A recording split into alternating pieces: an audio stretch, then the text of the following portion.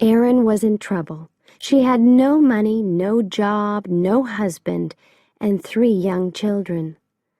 Life is difficult when you are a single mother. But Erin loved her young family, and she wanted to make their lives happy and comfortable. Day after day, she read the local newspapers and called for jobs.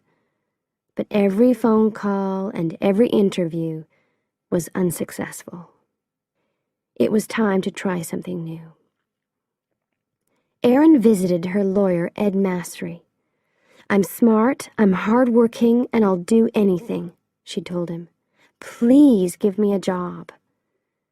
It was a strange way to find a job, but Erin did what she had to do.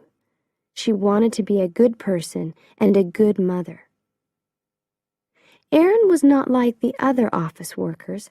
She did not always speak politely, she did not wear dark suits, and she gave her opinions fearlessly. She worked hard, organizing papers into piles and boxes every day. But the work was too boring for a smart woman like Erin. Soon she started reading some of the letters in lawyers' papers to make her days more interesting. Erin was a careful worker, and she wanted to do her job well. One day she found some people's health papers in the same box as their house papers. This was unusual. "Why are these together?" she thought. "Maybe there's a mistake." She started looking at the big box of papers, 1 page at a time.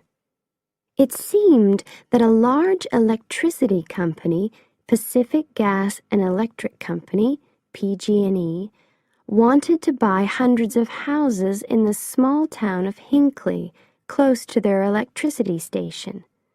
But why? More importantly, why were the homeowners' health papers in the same boxes? It was a mystery. Erin could not sleep that night. She was worried. Did PG&E want to hide something? Were the people of Hinckley safe? Erin was already a busy woman with her own problems. She had little time to worry about other people. But deep inside, Erin felt that something was wrong. Could she solve the mystery? She needed more information. The next day, she spoke to her boss, Ed. With his help, Erin started looking more closely at the papers. Erin discovered more and more strange papers in the Hinckley box. She realized that there was a serious problem. She loved her family and she wanted to spend more time with them. She wanted to see her children grow up. But people in Hinckley were very sick, and only Erin knew about it. She wanted to help. So she bravely decided to solve the Hinckley mystery alone. Erin visited people in Hinckley and spoke to them about PG&E, their houses, and their health. She wanted to find the true story. Erin was not a lawyer. She was friendly and interesting, and the people of Hinckley liked talking to her. They told her that PG&E was a good company. It made their water safe, it paid for their hospital tests, and it offered good jobs. But Erin was not so sure. Erin always got what she wanted. Now she needed help and information. She was working alone, but this did not stop her. She called and visited scientists, doctors, and lawyers. She talked to anyone who could help her, and every day she worked hard. At last, she got the piece of information that she really needed. PG&E was poisoning the water near Hinckley. PG&E is one of the biggest companies in the U.S., and people liked and trusted it. But Erin realized that the company told lies. The water was safe, they said. but they were poisoning it. Erin was not important, famous, or rich. She was not even a lawyer, but she decided to fight against PG&E for the people of Hinckley. She knew that she had to help in every possible way. How many people were poisoned in Hinckley? Was anyone in danger? Erin returned to the town to find out. People knew Erin now. They trusted her and they talked honestly about their health problems. Hundreds of people in Hinckley had terrible illnesses, and some were dying. As Erin listened to the great problems and worries in these people's lives, she became very angry. PG&E knew that it was killing people.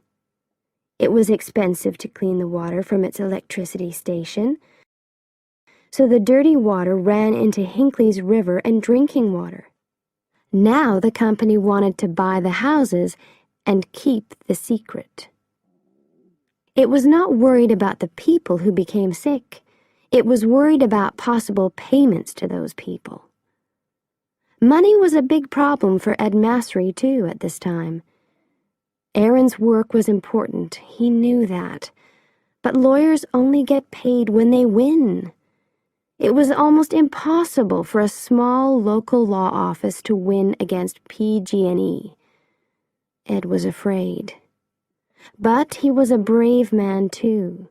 He trusted Erin, and Erin's courage and hard work carried them through the most difficult times. From start to finish, Erin's work for the people of Hinckley took more than 5 years. During that long and difficult time, Erin and Ed made a great team. As Erin talked to different Hinckley people, her name and face became famous in the town. She had to be careful, though. She did not want PG&E to know about her work. As more people told their stories, Erin got the necessary information. She worked longer and longer hours.